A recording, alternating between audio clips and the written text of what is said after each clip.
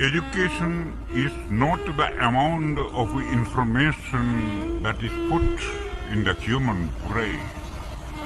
It must have man-making, character-making, and life-building assimilation of ideas. देश के वो राजा हैं, खुदा है, जो अपने कर्तव्यों को नहीं जानते, केवल अपने हक को जानते।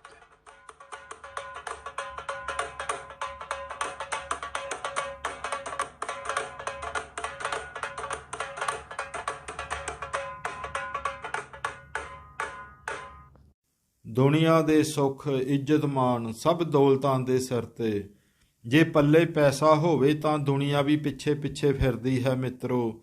ਇਹ ਜੱਗ ਵੀ ਇੱਕ ਮੇਲੇ ਵਰਗਾ ਲੱਗਦਾ ਹੈ ਤੇ ਜੇ ਕਿਧਰੇ ਮਨੁੱਖ ਜੇਬੋਂ ਫਕੀਰ ਹੋ ਜਾਵੇ ਤਾਂ ਅੱਜ ਦੀ ਦੁਨੀਆ ਵਿੱਚ ਜੱਗ ਸੁੰਨਾ ਸੁੰਨਾ। ਹਾਂਜੀ, ਫੇਰ ਜੱਗ ਸੁੰਨਾ ਸੁੰਨਾ, ਸਭ ਪਰਾਏ, ਆਪਣੇ ਵੀ ਸਾਰ ਨਹੀਂ ਪੁੱਛਦੇ। ਪਰ ਮਿੱਤਰੋ, ਇਹ ਦੌਲਤ ਵੀ ਇੱਕ ਨਸ਼ੇ ਵਾਂਗ ਹੁੰਦੀ ਹੈ, ਖਾਸ ਕਰ ਜੇਕਰ ਇਹ ਹਰਾਮ ਦੀ ਹੋਵੇ। ਫੇਰ ਤਾਂ ਜਿਵੇਂ ਇਹ ਸਿਰ ਚੜ੍ਹ ਕੇ ਬੋਲਦੀ ਹੈ। ਇਸ ਦੀ ਇੱਕ ਉਦਾਹਰਨ ਅੱਜ ਦੀ ਵੀਡੀਓ ਦੇ ਇੱਕ ਪਾਤਰ ਉਸ ਤੋਂ ਬੜੀ ਚੰਗੀ ਤਰ੍ਹਾਂ ਸਪਸ਼ਟ ਹੋ ਜਾਵੇਗੀ। ਚਲੋ ਵੀਡੀਓ ਸ਼ੁਰੂ ਕਰਦੇ ਹਾਂ। ਇਹ ਕਿੱਸਾ ਹੈ ਮਿੱਤਰੋ ਇੱਕ ਵਿਅਕਤੀ ਦੇ ਫਰਸ਼ ਤੋਂ ਅਰਸ਼ ਤੱਕ ਪਹੁੰਚਣ ਦਾ ਅਤੇ ਫਿਰ ਕਿਸੇ ਟੁੱਟੇ ਹੋਏ ਤਾਰੇ ਵਾਂਗੂ ਆਪਣੇ ਵਜੂਦ ਗਵਾ ਦੇਣ ਦਾ। ਇਸ ਟੌਪਿਕ ਤੇ ਵੀਡੀਓ ਬਣਾਉਣ ਦੀ ਲੋੜ ਤਾਂ ਮਹਿਸੂਸ ਹੋਈ ਕਿਉਂਕਿ ਪਿਛਲੇ ਹਫ਼ਤੇ ਅਦਾਲਤ ਦੇ ਇੱਕ ਫੈਸਲੇ ਤੋਂ ਬਾਅਦ ਇਹ ਸੁਰਖੀਆਂ ਵਿੱਚ ਰਿਹਾ।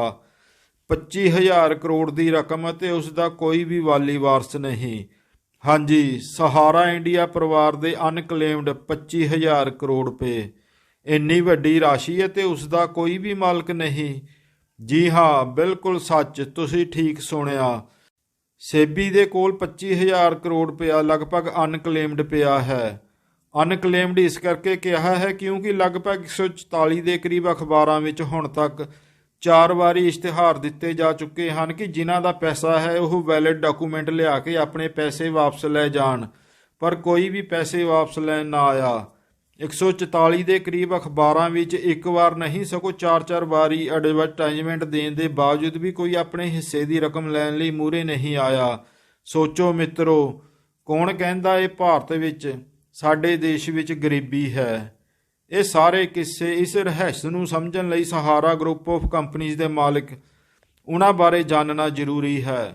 ਸਹਾਰਾ ਗਰੁੱਪ ਇੱਕ ਵੈਲ ਨਾਊਨ, ਖਾਸ ਕਰ ਹਾਊਸਿੰਗ ਪ੍ਰੋਜੈਕਟ ਦੇ ਖੇਤਰ ਵਿੱਚ ਇੱਕ ਮੰਨਿਆ ਪਰਮੰਨਿਆ ਨਾਂ ਹੈ।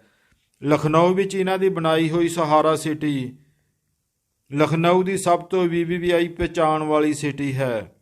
ਸਹਾਰਾ ਗਰੁੱਪ ਦੇ ਮਾਲਕ, ਜਿਨ੍ਹਾਂ ਦੀ ਪਿਛਲੇ ਦਿਨੀ ਹੀ ਮੌਤ ਹੋ ਗਈ ਸੀ, ਸੁਬਰੋਤੋ ਰਾਏ, ਉਹ ਇਨਸਾਨ ਕਿਵੇਂ ਫਰਸ਼ ਤੋਂ ਅਰਸ਼ ਤੱਕ ਪਹੁੰਚਦਾ ਹੈ, ਇਹ ਉਸ ਦੀ ਇੱਕ ਬਿਹਤਰੀਨ ਮਿਸਾਲ ਹਨ।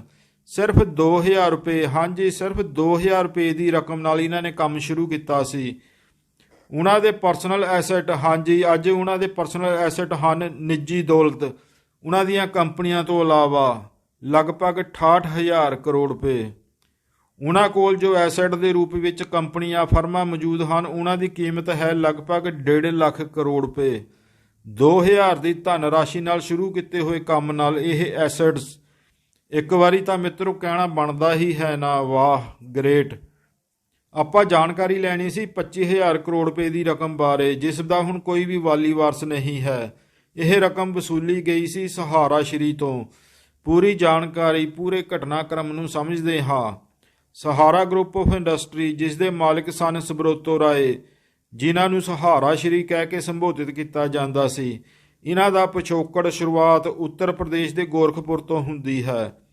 1970 ਵਿੱਚ ਸਹਾਰਾ ਕੰਪਨੀ ਵਿੱਚ 2,000 ਰੁਪਏ, ਹਾਂਜੀ ਸਿਰਫ 2,000 ਰੁਪਏ ਇਹਨਾਂ ਨੇ ਇਨਵੈਸਟ ਕੀਤੇ। ਉਸ ਤੋਂ ਹੀ ਇਹਨਾਂ ਨੇ ਇਹ ਇੰਨਾ ਵੱਡਾ ਐਮਪਾਇਰ ਖੜਾ ਕੀਤਾ ਸੀ। ਉਸ ਕੰਪਨੀ ਦਾ ਨਾਂ ਸੀ ਸਹਾਰਾ, ਜੋ ਫਾਈਨੈਂਸ਼ੀਅਲ ਸਰਵਿਸਿਜ਼ ਪ੍ਰੋਵਾਈਡ ਕਰਦੀ ਸੀ। 1970 ਵਿੱਚ ਉਸ ਨੂੰ ਐਜ਼ ਏ ਇੰਪਲਾਈ ਇਹਨਾਂ ਨੇ ਜੁਆਇਨ ਕੀਤਾ ਸੀ ਸਹਾਰਾ ਸ਼੍ਰੀ ਨੇ, ਸੁਬਰੋਤੋ ਰਾਏ ਨੇ। ਉਹ ਕੰਪਨੀ ਕੋਈ ਖਾਸ ਪ੍ਰੋਗਰੈਸ ਨਹੀਂ ਕਰ ਰਹੀ ਸੀ, ਇਸ ਕਰਕੇ ਇਹਨਾਂ ਨੇ ਉਸ ਕੰਪਨੀ ਨੂੰ ਟੇਕ ਓਵਰ ਕਰ ਲਿਆ। ਇਹਨਾਂ ਨੇ ਆਪਣੀ ਪੂਰੀ ਮਿਹਨਤ ਲਾ ਕੇ ਉਸ ਕੰਪਨੀ ਨੂੰ ਸਹਾਰਾ ਇੰਡੀਆ ਫਾਈਨੈਂਸ ਦੇ ਨਾਂ ਹੇਠ ਅੱਗੇ ਵਧਾਇਆ। ਉਹਨਾਂ ਨੇ ਆਪਣੇ ਜਾਣਕਾਰਾਂ, ਆਸ-ਪਾਸ ਦੇ ਲੋਕਾਂ ਤੋਂ, ਛੋਟੇ ਅਤੇ ਵੱਡੇ ਲੋਕਾਂ ਤੋਂ ਬਹੁਤ ਪੈਸਾ ਇਕੱਠਾ ਕੀਤਾ ਅਤੇ ਕੰਪਨੀ ਵਿੱਚ ਇਨਵੈਸਟਮੈਂਟ ਕੀਤਾ। ਇੱਥੇ ਇੱਕ ਗੱਲ ਯਾਦ ਰੱਖੋ ਕਿ ਮਿੱਤਰੋ, ਕੋਈ ਵੀ ਫਾਈਨੈਂਸ ਕੰਪਨੀ ਹੋਵੇ ਉਹ RBI ਦੇ ਦਾਇਰੇ ਵਿੱਚ ਆਉਂਦੀ ਹੀ ਹੈ। ਆਰਬੀਆਈ ਦੇ ਨਿਯਮ ਕਾਨੂੰਨਾਂ ਮੁਤਾਬਕ ਉਸ ਕੰਪਨੀ ਨੂੰ ਕੰਮ ਕਰਨਾ ਪੈਂਦਾ ਹੈ। ਆਰਬੀਆਈ ਨੇ ਆਪਣੇ ਆਡਿਟ ਵਿੱਚ ਕੰਪਨੀ ਵਿੱਚ ਕਈ ਗੜਬੜੀਆਂ ਪਾਈਆਂ ਤਾਂ ਉਹਨਾਂ ਨੇ ਸਹਾਰਾ ਕੰਪਨੀ ਦੇ ਮਾਲਕ ਸੁਬਰੋਤੋ ਰਾਏ ਨੂੰ ਜਾਂਚ ਲਈ ਸੱਦਿਆ। ਇਹਨਾਂ ਕੋਲ ਉਹਨਾਂ ਸਵਾਲਾਂ ਦਾ ਕੋਈ ਸੈਟੀਸਫਾਈਡ ਜਵਾਬ ਨਹੀਂ ਸੀ। ਕੁੱਲ ਮਿਲਾ ਕੇ ਗੱਲ ਕਰੀਏ ਤਾਂ ਜੂਨ 2008 ਵਿੱਚ ਸਹਾਰਾ ਇੰਡੀਆ ਫਾਈਨੈਂਸ ਨੂੰ ਆਰਬੀਆਈ ਨੇ ਬੰਦ ਕਰਨ ਦੇ ਆਰਡਰ ਦੇ ਦਿੱਤੇ, ਪਰ ਸੁਬਰੋਤੋ ਰਾਏ ਤਾਂ ਬਿਜ਼ਨਸਮੈਨ ਸਨ। ਸਹਾਰਾ ਫਾਈਨੈਂਸ ਇੰਡੀਆ ਕੰਪਨੀ ਬੰਦ ਹੋਈ ਤਾਂ ਇਹਨਾਂ ਨੇ 2 ਹੋਰ ਨਵੀਆਂ ਕੰਪਨੀਆਂ ਸ਼ੁਰੂ ਕਰ ਦਿੱਤੀਆਂ। ਇਹਨਾਂ ਵਿੱਚੋਂ ਇੱਕ ਸੀ ਸਹਾਰਾ ਇੰਡੀਆ ਰੀਅਲ ਅਸਟੇਟ ਅਤੇ ਦੂਜੀ ਸੀ ਸਹਾਰਾ ਹਾਊਸਿੰਗ ਇੰਡੀਆ ਕਾਰਪੋਰੇਸ਼ਨ। ਇਹ ਸਭ ਆਰਬੀਆਈ ਦੇ ਨਿਯਮਾਂ ਤੋਂ ਬਾਹਰ ਹੋ ਕੇ ਹੁਣ ਕੰਪਨੀਆਂ ਨਵੇਂ ਨਿਯਮਾਂ ਮੁਤਾਬਕ ਉਸ ਅਨੁਸਾਰ ਕੰਮ ਕਰਨ ਦਾ ਬਹੁਤ ਵਧੀਆ ਢੰਗ ਚੁਣਿਆ ਸੀ। ਇਹਨਾਂ ਨੇ ਇਹ ਸਭ ਕੁਝ ਕੀਤਾ ਸੀ ਆਰਬੀਆਈ ਅਤੇ ਸੇਬੀ ਦੇ ਦਾਇਰੇ ਤੋਂ ਬਾਹਰ ਰਹਿ ਕੇ ਆਪਣਾ ਬਿਜ਼ਨਸ ਕੀਤਾ ਜਾਵੇ। ਇਹਨਾਂ ਦੋਹਾਂ ਰੈਗੂਲੇਟਿੰਗ ਅਥਾਰਟੀ ਤੋਂ ਬਾਹਰ ਰਹਿ ਕੇ ਬਿਜ਼ਨਸ ਵਪਾਰ ਕਰਨ ਦਾ ਨਵਾਂ ਢੰਗ ਚੁਣਿਆ ਸੀ ਸੁਬਰੋਤੋ ਰਾਏ ਨੇ। ਸਹਾਰਾ ਪ੍ਰਮੁੱਖ ਸੁਬਰੋਤੋ ਰਾਏ, ਇਹਨਾਂ ਨੇ ਆਪਸ਼ਨਲੀ ਫੁੱਲੀ ਕਨਵਰਟੇਬਲ ਐਡਵੈਂਚਰ ਦੇ ਹੇਠ ਇੱਕ ਹਾਈਬ੍ਰਿਡ ਪ੍ਰੋਡਕਟ ਲਾਂਚ ਕੀਤਾ। ਇਹਨਾਂ ਨੇ ਸ਼ੁਰੂਆਤ ਤਾਂ ਸਿਰਫ 2 ਕੰਪਨੀਆਂ ਤੋਂ ਹੀ ਕੀਤੀ ਸੀ, ਪਰ ਬਾਅਦ ਵਿੱਚ ਜਦੋਂ ਇਨਕੁਆਇਰੀ ਹੋਈ ਤਾਂ ਰਿਕਾਰਡ ਫਰੋਲਿਆ ਗਿਆ ਤਾਂ ਜਿਸ ਤੋਂ ਪਤਾ ਲੱਗਾ ਕਿ ਇਹਨਾਂ ਕੋਲ ਉਸ ਵੇਲੇ ਕਰੀਬ 4799 ਕੰਪਨੀਆਂ ਸਨ। ਮਿੱਤਰੋ, 4799 ਦੇ ਕਰੀਬ ਕੰਪਨੀਆਂ। ਇਹ ਤਾਂ ਲਗਭਗ ਭਾਰਤ ਦੀਆਂ ਸਟਾਕ ਮਾਰਕੀਟ ਵਿੱਚ ਜੋ ਲਿਸਟਡ ਕੰਪਨੀਆਂ ਹਨ ਉਹਨਾਂ ਦੇ ਆਸ-ਪਾਸ ਉਹਨਾਂ ਦੇ ਬਰਾਬਰ ਇਹਨਾਂ ਦੀ ਗਿਣਤੀ ਹੋ ਜਾਂਦੀ ਹੈ। ਸੋਚੋ, ਸਹਾਰਾ ਸ਼੍ਰੀ ਇਕੱਲਿਆਂ ਹੀ ਇੰਨੀਆਂ ਕੰਪਨੀਆਂ ਬਣਾਈ ਬੈਠਾ ਸੀ ਉਸ ਵੇਲੇ। ਇਹ ਸਾਰੀਆਂ ਕੰਪਨੀਆਂ ਅਲੱਗ-ਅਲੱਗ ਨਾਵਾਂ ਹੇਠ ਖੋਲ੍ਹੀਆਂ ਗਈਆਂ ਸਨ। ਚਲਾਕੀ ਇਹਨਾਂ ਨੇ ਇਹ ਕੀਤੀ ਸੀ ਕਿ ਸ਼ਾਇਦ ਜਿੰਨਾ ਪੈਸਾ ਇਕੱਠਾ ਹੋ ਰਿਹਾ ਸੀ ਵੱਖ-ਵੱਖ ਕੰਪਨੀਆਂ ਹੋਣ ਤੇ ਅੱਡ-ਅੱਡ ਕੰਪਨੀਆਂ ਦੇ ਖਾਤੇ ਵਿੱਚ ਪੈਣ ਕਰਕੇ ਇਹ ਆਰਬੀਆਈ ਅਤੇ ਸੇਬੀ ਵਰਗੀਆਂ ਰੈਗੂਲੇਟਿੰਗ ਅਥਾਰਟੀ ਤੋਂ ਬਚੇ ਰਹਿਣਗੇ। ਪਰ ਹੋਇਆ ਕੀ ਇਹਨਾਂ ਦੀ ਪੋਲ ਖੁੱਲੀ ਕਿਵੇਂ, ਆਜੋ ਉਹ ਵੀ ਜਾਣਦੇ ਹਾਂ। ਇਹਨਾਂ ਦੀਆਂ 2 ਮੇਨ ਕੰਪਨੀਆਂ ਸਨ, ਸਹਾਰਾ ਇੰਡੀਆ ਰੀਅਲ ਅਸਟੇਟ ਅਤੇ ਦੂਜੀ ਸਹਾਰਾ ਹਾਊਸਿੰਗ ਇੰਡੀਆ ਕਾਰਪੋਰੇਸ਼ਨ, ਜੋ ਹਾਊਸਿੰਗ ਪ੍ਰੋਜੈਕਟ ਵਿੱਚ ਕੰਮ ਕਰ ਰਹੀਆਂ ਸਨ। ਉਸ ਲਈ ਇਹਨਾਂ ਨੇ ਜ਼ਮੀਨਾਂ ਦੀ ਖਰੀਦੋ ਫਰੋਖਤ ਕੀਤੀ ਸੀ ਪੂਰੇ ਭਾਰਤ ਵਿੱਚ, ਲਗਭਗ 99 ਦੇ ਕਰੀਬ ਸ਼ਹਿਰਾਂ ਵਿੱਚ। ਉੱਥੇ ਉਹਨਾਂ ਨੇ ਲਗਭਗ 8485 ਏਕੜ ਦੇ ਕਰੀਬ ਜ਼ਮੀਨ ਖਰੀਦੀ।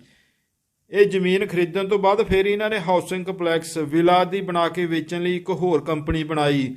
ਉਸ ਕੰਪਨੀ ਦਾ ਨਾਂ ਸੀ ਸਹਾਰਾ ਪ੍ਰਾਈਮ ਸਿਟੀ ਲਿਮਟਿਡ। ਇਸ ਕੰਪਨੀ ਵਿੱਚ ਪ੍ਰੋਜੈਕਟ ਲਈ ਲਗਭਗ 30,000 ਕਰੋੜ ਰੁਪਏ ਦੀ ਰਾਸ਼ੀ ਚਾਹੀਦੀ ਸੀ। ਪੈਸੇ ਮਾਰਕੀਟ ਵਿੱਚੋਂ ਚੁਣਨੇ ਸਨ, ਇਸ ਲਈ ਇੰਨੀ ਵੱਡੀ ਰਕਮ ਲਈ ਇਹਨਾਂ ਨੂੰ ਇਹ ਕੰਪਨੀ ਸਟਾਕ ਮਾਰਕੀਟ ਵਿੱਚ ਰਜਿਸਟਰਡ ਕਰਾਉਣੀ ਹੀ ਪੈਣੀ ਸੀ। ਇਹਨਾਂ ਨੇ ਸਹਾਰਾ ਪ੍ਰਾਈਮ ਸਿਟੀ ਲਿਮਟਿਡ ਇਸ ਕੰਪਨੀ ਨੂੰ ਸਟਾਕ ਮਾਰਕੀਟ ਵਿੱਚ ਲਿਸਟਡ ਕਰਨ ਲਈ ਅਪਲਾਈ ਕੀਤਾ। ਉਸ ਵੇਲੇ ਸੈਬੀ ਕੋਲ ਇਹਨਾਂ ਦੀ ਜਾਂਚ ਦੌਰਾਨ 2 ਸ਼ਿਕਾਇਤਾਂ ਮਿਲੀਆਂ। ਇਹ ਸਾਰੀ ਘਟਨਾ ਹੈ ਦਸੰਬਰ 2009 ਅਤੇ ਜਨਵਰੀ 2010 ਦੇ ਦੌਰਾਨ ਦੀ। ਇਹ ਸ਼ਿਕਾਇਤਾਂ ਸਨ ਗੈਰ ਕਾਨੂੰਨੀ ਢੰਗ ਨਾਲ ਮਾਰਕੀਟ ਵਿੱਚੋਂ ਪੈਸਾ ਇਕੱਠਾ ਕਰਨ ਦੀਆਂ, ਪੈਸਾ ਚੁੱਕਣ ਦੀਆਂ। ਬਹੁਤ ਸਾਰੀਆਂ ਅਨਲਿਸਟਡ ਕੰਪਨੀਆਂ ਦਾ ਮਾਇਆ ਜਾਲ, ਉਸ ਦਾ ਵੀ ਭੇਦ ਖੁੱਲ੍ਹ ਗਿਆ ਇਸ ਦੌਰਾਨ। ਸੇਬੀ ਕੋਲ ਲਿਸਟਡ ਹੋਣ ਲਈ ਕੁਝ ਡਾਕੂਮੈਂਟ, ਕੁਝ ਜਾਣਕਾਰੀਆਂ ਦੇਣੀਆਂ ਜ਼ਰੂਰੀ ਹੁੰਦੀਆਂ ਹਨ। ਇਹਨਾਂ ਦੀ ਦਿੱਤੀ ਹੋਈ ਜਾਣਕਾਰੀ ਤੋਂ ਪਤਾ ਲੱਗਾ ਕਿ ਇੱਕ ਕੰਪਨੀ ਤੇ ਇਨਕਮ ਟੈਕਸ ਦਾ ਕੇਸ ਚੱਲ ਰਿਹਾ ਸੀ, ਲਗਭਗ 35 ਕਰੋੜ ਦੇ ਹੇਰ-ਫੇਰ ਦਾ। ਇਹਨਾਂ ਦਾ ਇਹ ਕੇਸ ਉਸ ਵੇਲੇ ਚੱਲ ਰਿਹਾ ਸੀ। ਇਹਨਾਂ ਦੀਆਂ ਬਹੁਤ ਸਾਰੀਆਂ ਕੰਪਨੀਆਂ ਅਨਲਿਸਟਡ ਕੰਪਨੀਆਂ, ਉਹਨਾਂ ਦੀ ਬਹੁਤਾਇਤ। ਸੇਬੀ ਨੂੰ ਇਸ ਤੇ ਸ਼ੱਕ ਹੋਇਆ ਤਾਂ ਸੇਬੀ ਨੇ ਇਨਕੁਆਇਰੀ ਸ਼ੁਰੂ ਕਰ ਦਿੱਤੀ। ਸੇਬੀ ਨਾਲ ਇਹਨਾਂ ਦੀਆਂ ਲਿਸਟਡ ਕੰਪਨੀਆਂ ਤੇ ਅਨਲਿਸਟਡ ਕੰਪਨੀਆਂ ਦਾ ਡਿਸਪਿਊਟ ਸ਼ੁਰੂ ਹੋ ਗਿਆ। देश के वो राजा हैं, खुदा है, जो अपने कर्तव्यों को नहीं जानते, केवल अपने हक को जानते हैं। सरकारी तंत्र में बैठ ਡਿਸਪਿਊਟ ਦੇ ਫੈਸਲੇ ਆਉਣ ਤੇ ਇਹਨਾਂ ਨੂੰ ਇਹ 16,000 ਕਰੋੜ ਰੁਪਇਆ ਵਾਪਸ ਕਰਨ ਦਾ ਹੁਕਮ ਹੋਇਆ। ਉਹੀ ਅੱਜ ਵੱਧਦਾ ਕਹਿੰਦੇ ਹਨ ਕਿ ਵਿਆਜ ਲਾ ਕੇ 25,000 ਕਰੋੜ ਦੇ ਕਰੀਬ ਪਹੁੰਚ ਚੁੱਕਿਆ ਹੈ। ਸਹਾਰਾ ਨੇ ਇਹ ਦਾਅਵਾ ਕਰ ਦਿੱਤਾ ਕਿ ਅਸੀਂ ਇਹ ਰਕਮ ਵਾਪਸ ਕਰ ਦਿੱਤੀ ਹੈ ਜਦੋਂ ਕੋਰਟ ਦਾ ਹੁਕਮ ਹੋਇਆ।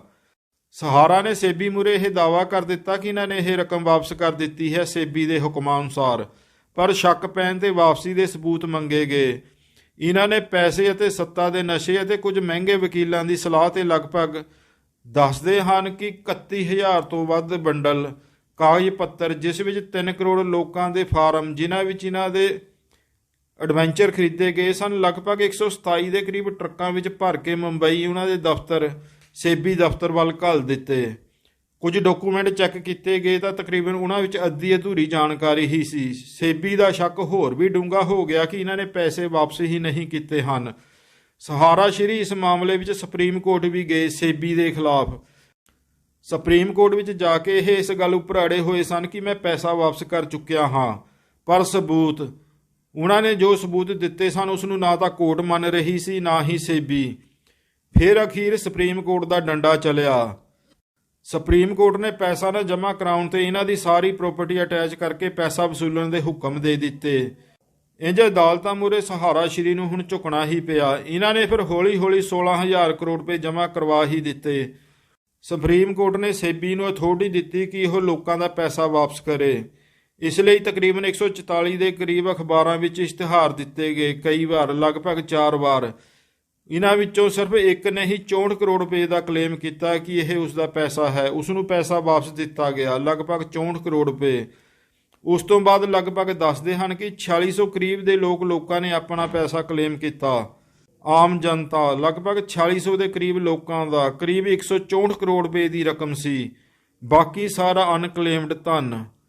ਮਿੱਤਰੋ, ਉਹੀ 16,000 ਕਰੋੜ ਰੁਪਇਆ ਹੁਣ ਵੱਧਦਾ 25,000 ਕਰੋੜ ਰੁਪਇਆ ਹੋ ਚੁੱਕਾ ਹੈ। ਮਿੱਤਰੋ, ਕੁਝ ਸਮਝੇ, ਇਹ ਧਨ ਹੈ ਕਾਲਾ ਧਨ, ਜਿਸ ਨੂੰ ਕੋਈ ਆਪਣਾ ਹੋਣ ਤੇ ਵੀ ਆਪਣਾ ਕਲੇਮ ਨਹੀਂ ਕਰ ਸਕਦਾ। ਉੱਡਦੀਆਂ ਅਫਵਾਹਾਂ ਤਾਂ ਉੱਤਰ ਪ੍ਰਦੇਸ਼ ਦੇ ਇੱਕ ਰਾਜਨੀਤਿਕ ਪਾਰਟੀ, ਜੋ ਉੱਥੇ ਇੱਕ ਮਹੱਤਵਪੂਰਨ ਪਾਰਟੀ ਹੈ, ਉਹਨਾਂ ਦੇ ਇੱਕ ਸਰਵਉੱਚ ਨੇਤਾ, ਉਹਨਾਂ ਦੇ ਪਰਿਵਾਰ, ਪਾਰਟੀ ਅਤੇ ਉਹਨਾਂ ਦੇ ਕੁਝ ਖਾਸ ਲੋਕਾਂ ਦਾ ਇਹ ਪੈਸਾ ਹੋਣ ਦਾ ਸ਼ੱਕ ਹੈ। ਪਰ ਉਹ ਕਲੇਮ ਕਿਵੇਂ ਕਰਨ? ਕੀ ਸੋਰਸ ਦੱਸਣਗੇ ਉਹ ਇਸ ਹਜ਼ਾਰਾਂ ਕਰੋੜ ਰੁਪਏ ਦਾ? ਆਪਣੀ ਵਾਈਟ ਇਨਕਮ ਪ੍ਰਾਪਰਟੀ ਵਿੱਚ ਇਹਨਾਂ ਨੇ ਆਪਣੀ ਜਾਇਦਾਦ 10-20 ਕਰੋੜ ਤੋਂ ਵੱਧ ਦੀ ਸ਼ੋਅ ਹੀ ਨਹੀਂ ਕੀਤੀ। ਪਰ ਕਿਵੇਂ ਹੁਣ ਦੱਸਣ ਕਿ ਇਹ ਹਜ਼ਾਰਾਂ ਕਰੋੜ ਰੁਪਏ ਉਹਨਾਂ ਦੇ ਹਨ? ਇਸ ਲਈ ਹੁਣ ਉਹ ਕਚੀਚੀਆਂ ਵੱਟਣ ਤੋਂ ਇਲਾਵਾ ਹੋਰ ਕਰ ਵੀ ਕੀ ਸਕਦੇ ਹਨ? ਹੁਣ ਪਿੱਛੇ ਜਿਹੇ ਸਹਾਰਾ ਸ਼੍ਰੀ ਦੇ ਇਹ ਜੋ 25,000 ਕਰੋੜ ਰੁਪਏ ਜੋ ਸੇਬੀ ਕੋਲ ਪਏ ਸਨ, ਹੁਣ ਪਿਛਲੇ ਹਫ਼ਤੇ ਭਾਰਤ ਸਰਕਾਰ ਨੇ ਉਹ ਪੈਸੇ ਕੰਸੋਲੀਡੇਟ ਫੰਡ ਆਫ ਇੰਡੀਆ ਵਿੱਚ ਟ੍ਰਾਂਸਫਰ ਕਰਨ ਦੇ ਹੁਕਮ ਜਾਰੀ ਕਰ ਦਿੱਤੇ ਹਨ, ਤਾਂ ਜੋ ਇਹ 25,000 ਕਰੋੜ ਰੁਪਇਆ ਲੋਕਾਂ ਦੇ ਕਿਸੇ ਤਰ੍ਹਾਂ ਵੈਲਫੇਅਰ ਦੇ ਸਕੀਮਾਂ ਉੱਪਰ ਖਰਚਿਆ ਜਾ ਸਕੇ। ਸਰਕਾਰ ਵੱਲੋਂ ਇਹ ਸਾਰਾ ਕਦਮ ਇਸ ਕਰਕੇ ਚੁੱਕਿਆ ਗਿਆ ਹੈ ਕਿਉਂਕਿ ਇਸ ਰਕਮ ਦਾ ਹੁਣ ਕੋਈ ਵਾਲੀ ਵਾਰਸ ਹੀ ਨਹੀਂ ਰਿਹਾ ਸੀ। ਸਭ ਤੋਂ ਦੁਖਦਾਈ ਗੱਲ, ਪਿੱਛੇ ਜਿਹੇ ਜਦੋਂ ਸਹਾਰਾ ਗਰੁੱਪ ਦੇ ਮਾਲਕ ਸੁਬਰੋਤੋ ਰਾਏ, ਉਹਨਾਂ ਦਾ ਦੇਹਾਂਤ ਹੋਇਆ, ਮੌਤ ਹੋਈ, ਤਾਂ ਇਹਨਾਂ ਦੇ ਖਾਸ ਸ਼ਾਇਦ ਜਿਹੜੇ ਇਹਨਾਂ ਹਜ਼ਾਰਾਂ ਕਰੋੜ ਰੁਪਏ ਦੇ ਅਸਲੀ ਮਾਲਕ ਸਨ, ਜਿਉਂਦੇ ਜੀ ਸੁਬਰੋਤੋ ਰਾਏ ਦੇ ਉਹ ਖਾਸ ਸਨ, ਪਰ ਸੰਸਕਾਰ ਵਿੱਚ ਕੋਈ ਵੀ ਸ਼ਾਮਲ ਨਾ ਹੋਇਆ। ਉਹਨਾਂ ਦੇ ਪੈਸੇ ਦੇ ਸਿਰ ਤੇ ਪਲਣ ਵਾਲੇ ਵੀ ਨਹੀਂ। ਸਭ ਤੋਂ ਵੱਧ ਦੁਖਦਾਈ ਗੱਲ ਇਹ ਲੱਗੀ ਕਿ ਉਹਨਾਂ ਦੇ ਪਰਿਵਾਰਕ ਮੈਂਬਰ, ਉਹਨਾਂ ਵਿੱਚੋਂ ਵੀ ਕੋਈ ਸੰਸਕਾਰ ਦੀਆਂ ਰਸਮਾਂ ਨਿਭਾਉਣ ਮੌਕੇ ਵੀ ਨਾ ਪਹੁੰਚਿਆ। ਕਾਰਨ ਖਰਾਬ ਪਰਿਵਾਰਕ ਸੰਬੰਧ ਜਾਂ ਹਜ਼ਾਰਾਂ ਕਰੋੜ ਦੇ ਕਾਲੇ ਧਨ ਦੇ ਜਾਇਜ਼ ਮਾਲਕਾਂ ਦਾ ਡਰ? ਤੁਸੀਂ ਆਪ ਹੀ ਸੋਚਿਓ। ਕਿਉਂਕਿ ਪਰਿਵਾਰ ਦਾ ਜਿਹੜਾ ਵੀ ਮੈਂਬਰ ਉਸ ਦਾ ਵਾਰਿਸ ਬਣ ਕੇ ਸੰਸਕਾਰ ਵਿੱਚ ਸ਼ਾਮਿਲ ਹੁੰਦਾ, ਉਸ ਨੂੰ ਫਿਰ ਬਲੈਕ ਮਨੀ ਦੇ ਮਾਲਕਾਂ ਨੂੰ ਬਲੈਕ ਮਨੀ ਦਾ ਉਸ ਦਾ ਵੀ ਤਾਂ ਹਿਸਾਬ ਦੇਣਾ ਹੀ ਪੈਣਾ ਸੀ। ਉਸ ਦੇ ਬਾਰੇ ਵੀ ਤਾਂ ਚਲੋ ਬਹੁਤੀ ਗੱਲ ਨਹੀਂ ਕਰਦੇ, ਤੁਸੀਂ ਆਪ ਸਿਆਣੇ ਹੋ। ਕਿਵੇਂ ਭ੍ਰਸ਼ਟ ਨੇਤਾ ਆਪਣੇ 2 ਨੰਬਰ ਦੇ ਪੈਸੇ ਨੂੰ ਇਨਵੈਸਟ ਕਰਦੇ ਹਨ, ਤੁਸੀਂ ਕਿਹੜਾ ਨਹੀਂ ਜਾਣਦੇ। ਉਮੀਦ ਹੈ ਜੇ ਵੀਡੀਓ ਵਿੱਚ ਦਿੱਤੀ ਹੋਈ ਜਾਣਕਾਰੀ ਪਸੰਦ ਆਵੇਗੀ ਤਾਂ ਤੁਸੀਂ ਲਾਈਕ ਜ਼ਰੂਰ ਕਰੋਗੇ। ਜੇ ਚੈਨਲ ਨੂੰ ਹਾਲੇ ਤੱਕ ਸਬਸਕ੍ਰਾਈਬ ਨਹੀਂ ਕੀਤਾ ਹੈ ਤਾਂ ਇਹੋ ਜਿਹੀਆਂ ਹੋਰ ਵੀਡੀਓਜ਼ ਲਈ ਚੈਨਲ ਨੂੰ ਸਬਸਕ੍ਰਾਈਬ ਜ਼ਰੂਰ ਕਰੋ। ਧੰਨਵਾਦ। स्टेडियम के निर्माण के लिए श्रेय जाना चाहिए हमारे आदरणीय सहारा श्री सुब्रत रॉय जी का।